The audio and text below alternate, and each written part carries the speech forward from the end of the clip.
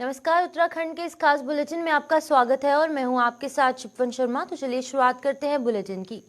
राजधानी देहरादून के parade ground में उत्तराखंड राज्य जनजातीय महोत्सव का शुभारंभ मुख्यमंत्री द्वारा किया गया। बता दें कि 3 दिनों तक चलने वाले इस महोत्सव में 5 राज्यों के जनजातीय समूह के लोग इस महोत्सव में प्रतिभाग कर रहे हैं। इस महोत्सव में पहुंचने पर मुख्यमंत्री का जोरदार स्वागत हुआ। इस अवसर पर छत्तीसगढ़, ओडिशा, राजस्थान और उत्तराखंड के जनजातीय कलाकारों ने अपनी अपनी प्रस्तुतियां दी।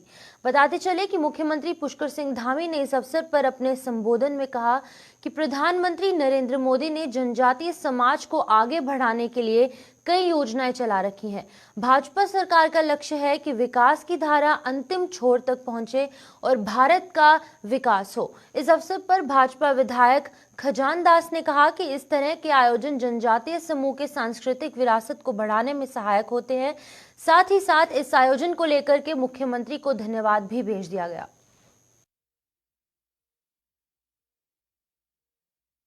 ये उत्तराखंड राज्य जनजातीय महोत्सव का आज शुभारंभ हुआ है। ये 3 दिन तक चलेगा, जिसमें 5 राज्यों के जनजातीय समुदाय ने शिरकत की है और एक बहुत ही भव्य कार्यक्रम 3 दिन तक चलेगा और विभिन्न सांस्कृतिक दलों को भी यहाँ पर आमंत्रित किया गया और विभिन्न स्टॉल आप देख रहे हैं कि यहाँ पे स्टॉल भी लगे गए हैं और मुझे लगता है कि एक व्यापारिक की दृष्टि से भी देखा जाए तो ये बहुत ही उचित है। और दूसरे में इस प्रकार के मेले लगने से एक संदेश भी जाता है और माननीय मुख्यमंत्री जी की जिस प्रकार से उनका एक संदेश है कि जनजातीय समाज को आगे बढ़ाने के लिए और आज जो घोषणाएं उन्होंने की है इसकी मैं बहुत बहुत बुरी प्रशंसा करता हूं और मुख्यमंत्री जी को धन्यवाद ज्ञापित करना चाहूँगा और इससे अच्छा मेला आने वाले समय भी अब लगेगा, मुझे ये विश्वास है। देहरादून में उत्तराखंड सिविल सेवा संघ का वार्षिक अधिवेशन का आयोजन हुआ। बता दें कि अधिवेशन में सूबे के मुख्यमंत्री पुष्कर सिंह धामी ने भी शिरकत की। इस अवसर पर संघ ने अपनी मांगों से मुख्यमंत्री को अवगत करवाया और उन्हें ज्ञापन भी सौंपा। बता दें कि इस अवसर पर मुख्यमंत्री पुष्कर सिंह धामी ने सभी अधिकारियों को संबोधित करते हुए अधिकारियों को शिद्दत के साथ उत्तराखंड को भारत का सर्वश्रेष्ठ राज्य बनाने के लिए कार्य करने का आह्वान किया।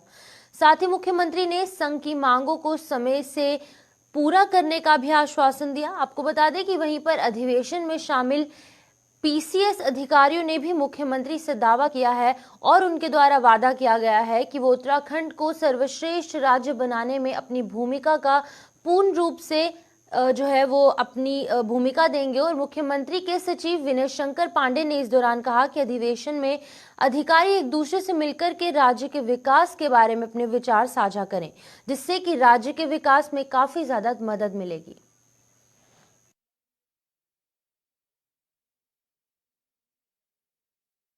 आज ये यूपी उत्तराखंड पीसीएस एसोसिएशन की बैठक हुई है और ये करीब 14 वर्षों के बाद हुई है और ये बड़ा ही ये सुखद अवसर रहा कि प्रांतीय सिविल सेवा के अधिकारीगण यहाँ 2 दिन तक रहकर राज्य के हित में क्या क्या किया जा सकता है, क्या नीतियाँ होनी चाहिए, अपने सुझाव भी देंगे, विचार मंथन करेंगे। सभी योग्य अधिकारी हैं, इनका लंबा अनुभव है, साथ ही इनकी सेवा संबंधी भी कुछ विषय हैं जिसका ज्ञापन उन्होंने माननीय मुख्यमंत्री जी को दिया है और माननीय मुख्यमंत्री जी ने इस मंच से उनको आश्वस्त किया है कि उनकी जो भी मांगे हैं उस पर विचार करके कुछ मांगे यदि उनकी ऐसी हैं जो शीघ्र लागू की जा सकती हैं, कुछ मिड टर्म होंगी जिसमें कुछ समय लगेगा, एक लॉन्ग टर्म वाली होंगी, इन सभी पर विचार करके इनकी जो भी समस्याएं हैं उसको सुलझाया जाएगा। एसोसिएशन के जो भी हमारे पदाधिकारीगण हैं आज इनका मंथन होगा और कल इनकी शायद आम सभा में इनके अध्यक्ष का और जो इनके ऑफिस बेयरर्स होते हैं उनका चयन और निर्वाचन भी होना है। इस अवसर पर मैं एसोसिएशन के सभी सदस्यों को अपनी तरफ से हार्दिक बधाइयाँ देता हूँ और ये उम्मीद करता हूँ कि अपने एसोसिएशन की बैठक को ये रेगुलर बेसिस पे करें। इससे एक तो आपस में सभी अधिकारियों का एक दूसरे से संवाद होता है, लंबे समय बाद दूर की पोस्टिंग में लोग आपस में मिलते हैं, एक बॉन्डिंग क्रिएट होती है और साथ ही साथ इनकी अगर कोई समस्याएं होती हैं तो वो भी शासन के संज्ञान में आती हैं। तो बड़ा ही अच्छा प्रयास है और मैं उम्मीद करता हूं कि यह आगे भी चलता रहेगा। उत्तराखंड विधानसभा का सत्र 5 फरवरी से लेकर 8 फरवरी के बीच आने जा रहा है, लेकिन आपको बता दें कि यह सत्र विशुद्ध रूप से यूसीसी और आंदोलनकारियों के 10% आरक्षण और खिलाड़ियों के 4% आरक्षण के मुद्दे पर ही बुलाया जा रहा है। बता दें कि ऐसे में बजट सत्र के लिए धामी सरकार 20 फरवरी के बाद विधानसभा सत्र आयोजित करेगी। ये संकेत प्रदेश के वित्त मंत्री प्रेम अग्रवाल ने दिए हैं। बता दें कि उनके अनुसार अभी विशेष सत्र आयोजित करने के बाद हम अपना बजट लाएंगे।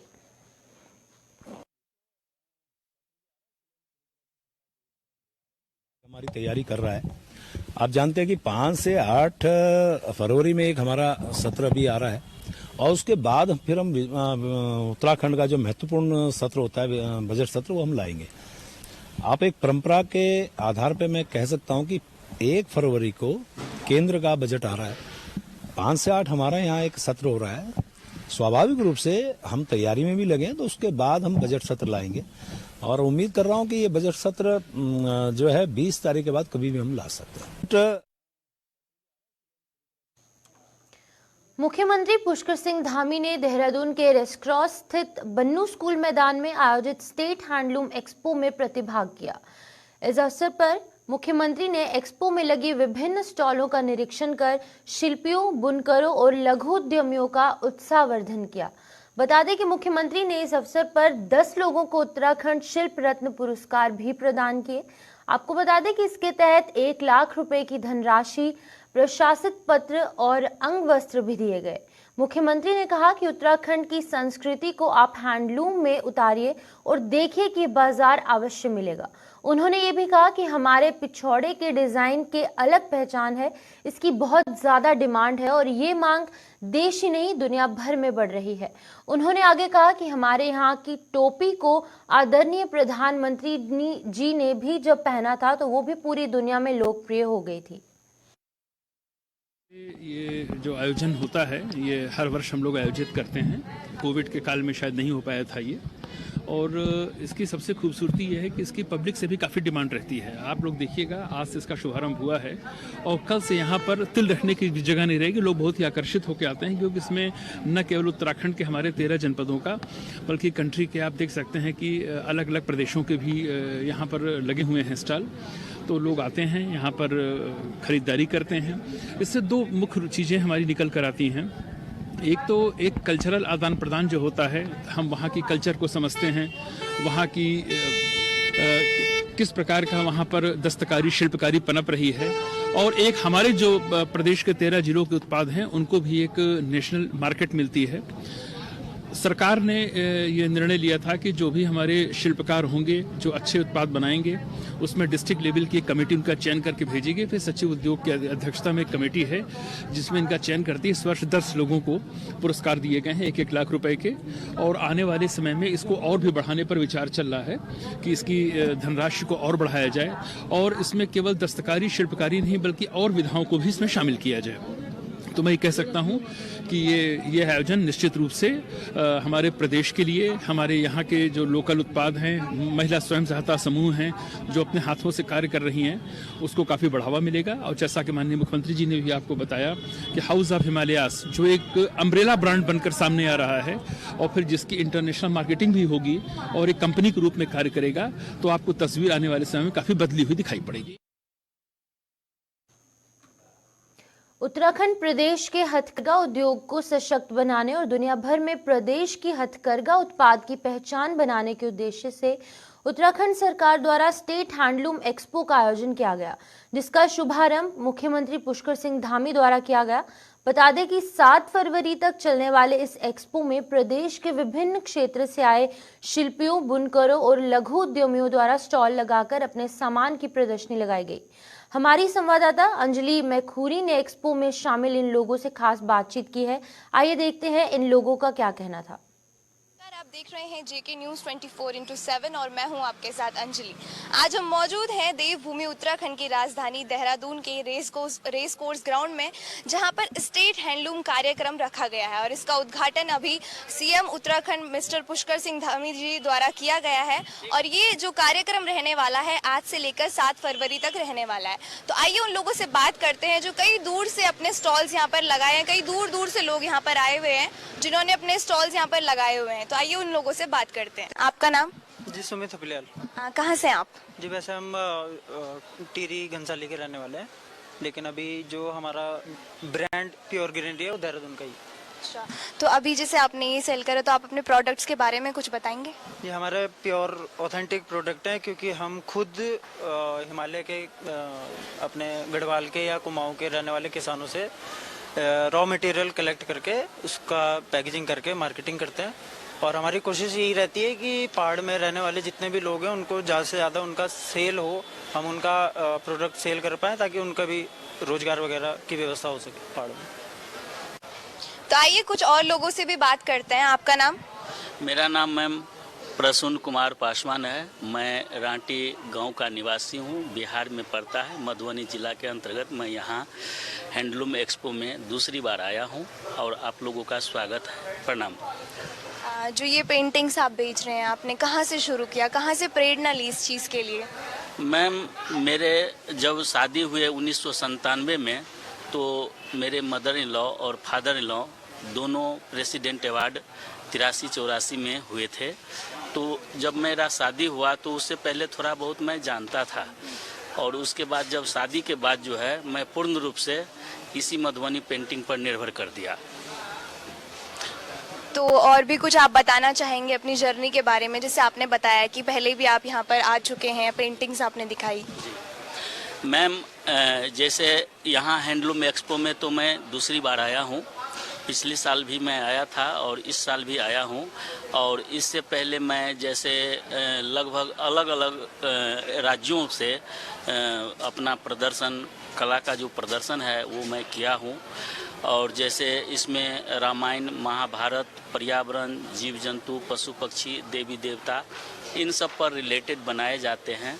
और जैसे हम लोग रेलवे स्टेशन पर भी बनाते हैं, जैसे दीवार पे भी बनाते हैं, साड़ी, सूट, दुपट्टा वगैरह सब पर बनाते हैं, हैंडमेड पेपर पे बनाते हैं।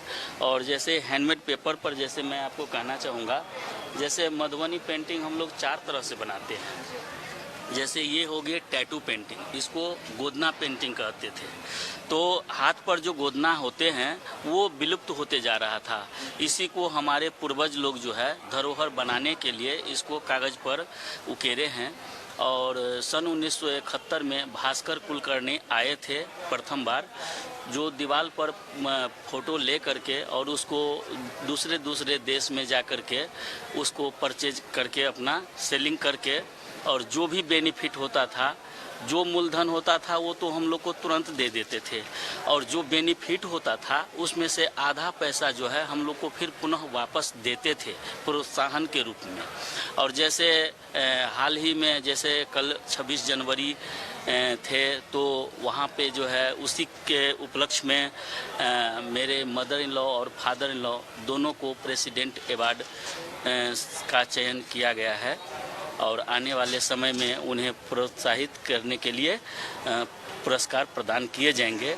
और जैसे अब पिछले 2 महीना पहले मेरे जो सिखाए गए कुछ ऐसे थे, उसके आधार पर और प्रधानमंत्री श्री नरेंद्र मोदी साहब ने मुझे प्रोत्साहन पत्र भी प्रदान किए, और मैं उनका तहे दिल से आभारी हूं। और आप लोग सभी का भी मैं तहे दिल से आभारी हूं। और मैं आशा करता हूं कि आप लोग के द्वारा जन जन तक जो पहुंचाए जा रहे हैं उसके लिए मैं आपको तहे दिल से धन्यवाद देता हूं, आप सभी को, और देखने वाले को भी मैं प्रणाम करता हूं। और जैसे मैं आपको एक बात और कहना चाहता था, जैसे ये हो गए टैटू पेंटिंग जिसको गोदना पेंटिंग कहते हैं, और उसी में दूसरा रूप होते हैं लाइन पेंटिंग, जो लाइन पेंटिंग इस टाइप से होते हैं। और तीसरे होते हैं कलरफुल, जो कलरफुल ज़्यादातर कलर का काम भी होते हैं। और जैसे इसमें होते हैं रामायण, महाभारत, पर्यावरण, जीव जंतु, पशु पक्षी, देवी देवता, इन सब पर रिलेटेड जो है हम लोग मधुबनी पेंटिंग बनाते हैं। और वैसे तो आप लोग के दया से कई जगह से मुझे प्रमाण पत्र भी मिल चुके हैं, और आगे भी आशा करते हैं कि इससे भी बड़ा कुछ ऐसा हो तो वो भी हमें मिले। ये एक बहुत ही सुंदर कहानी इन्होंने अपनी बताई कि कहाँ से इन्होंने शुरू किया था और आज ये कहाँ पे हैं। यहाँ पर प्रधानमंत्री मोदी जी द्वारा भी इन्हें सम्मानित किया गया है। जैसे कि आपने देखा, हमने बहुत सारे लोगों से बात करी जो कई दूर दूर से यहाँ पर आए और अपनी कलाकारी दिखा रहे हैं और अपनी कहानियाँ उन्होंने हमें बताई कि किस हिसाब से उनकी जर्नी यहाँ पे तक की रही है। इसी के साथ कैमरामैन वीरेंद्र थपलियाल के साथ अंजलि मैखरी, JK News 24/7 देहरादून। प्रदेश में 29 जनवरी को परीक्षा पे चर्चा कार्यक्रम का उत्सव जो है वो मनाया जाएगा, जिसका सजीव प्रसारण प्रदेश के सभी विद्यालयों और उच्च शिक्षण संस्थानों में किया जाएगा, जहां पर छात्र छात्राएं, अभिभावक और शिक्षक प्रधानमंत्री नरेंद्र मोदी के बोर्ड परीक्षाओं को लेकर इस विशेष कार्यक्रम को लाइव देखेंगे। आपको बता दें, इसके साथ ही प्रदेश के राज्यपाल और मुख्यमंत्री विभिन्न स्कूलों में पहुंचकर कार्यक्रम में प्रतिभाग करेंगे और छात्र छात्राओं का उत्साहवर्धन किया जाएगा। इसके अलावा परीक्षा पे चर्चा कार्यक्रम के तहत सेल्फी पॉइंट्स भी बनाए गए हैं, जहां पर कि छात्र और छात्राएं अपनी सेल्फी ले सकेंगे। आपको बता दें कि कार्यक्रम की तैयारियों को लेकर के विभाग के जो अधिकारी हैं उनको समुचित निर्देश भी दिए गए हैं।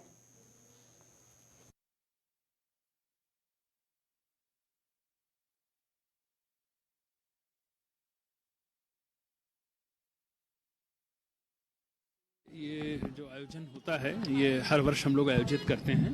कोविड के काल में शायद नहीं हो पाया था ये, और इसकी सबसे खूबसूरती ये है कि इसकी पब्लिक से भी। आगामी लोकसभा चुनाव को देखते हुए तमाम राजनीतिक दल अपनी अपनी तैयारियों में जुट गए हैं। तैयारियों के साथ साथ आरोप प्रत्यारोप का दौर भी शुरू हो चुका है। वहीं लगातार राजनीतिक दल द्वारा अपने अपने कार्यक्रमों को धरातल पर उतारने का काम भी शुरू कर दिया गया है।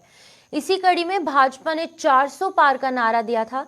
पूर्व कांग्रेस अध्यक्ष गणेश गोदियाल ने कहा है कि भाजपा जो भी नारा दे उसे कांग्रेस को कोई मतलब नहीं है। कांग्रेस उत्तराखंड के मुद्दों को उठाकर जनता के बीच जाएगी।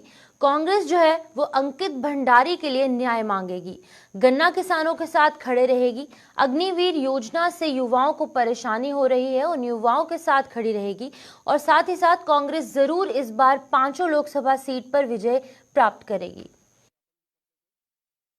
ठीक है, ये ठीक है, भारतीय जनता पार्टी जो नारा दे वो उनकी अपनी बात है, लेकिन हम बहुत ही तन्मयता से जनता के मुद्दों को सामने रखकर मजबूती के साथ लोकसभा चुनाव में जनता के सामने जाएंगे, उत्तराखंड की जनता के सामने जाएंगे। हम न्याय मांगेंगे अंकिता भंडारी के लिए, हम न्याय मांगेंगे यहाँ के नौजवानों के हक के लिए जो फौज में नौकरियां करके देश की रक्षा भी करते थे, अपना जीवन यापन भी करते थे। हम उनके लिए न्याय मांगेंगे। हम न्याय मांगेंगे यहाँ के किसानों के लिए जो कि करने का बरसों से जिनका बकाया आज तक ये सरकार पूरा नहीं कर पाई है, और हमारे इन मुद्दों पर हमें विश्वास है कि हम प्रदेश की 5 लोकसभा सीटें जीतेंगे।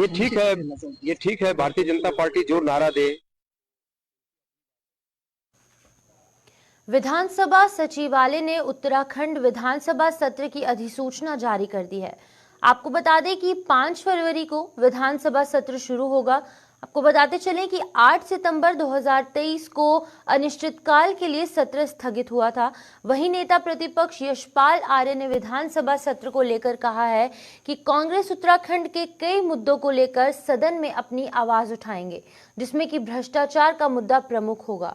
बताते चले कि नेता प्रतिपक्ष ने यह भी कहा कि पहले वो देखेंगे कि भाजपा का क्या प्रारूप है, क्या मसौदा है, किन मुद्दों को लेकर भाजपा सदन में जा रही है, उसके बाद कांग्रेस आगे की रणनीति पर विचार करेगी।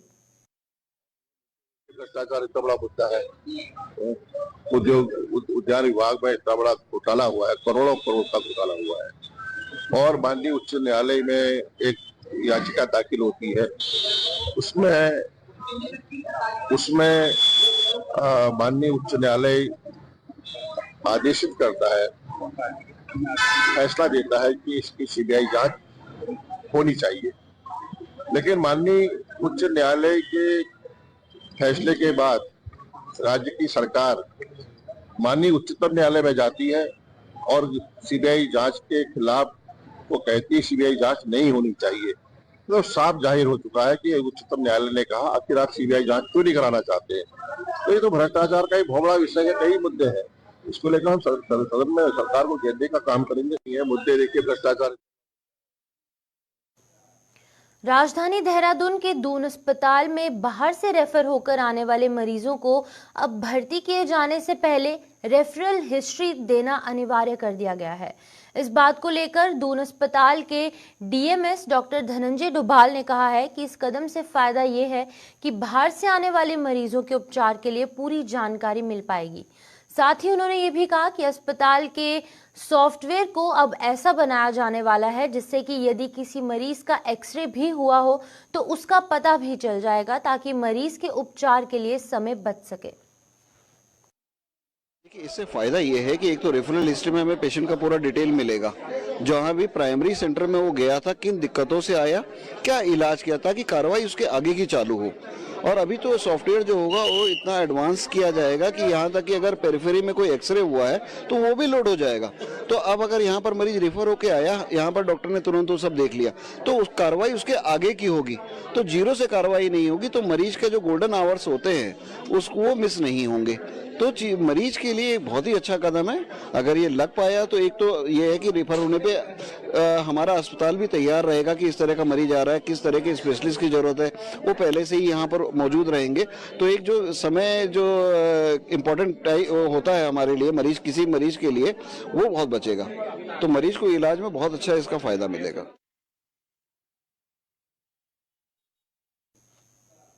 तो चलिए, उत्तराखंड के इस खास बुलेटिन में इतना ही। मुझे दीजिए इजाजत। नमस्कार।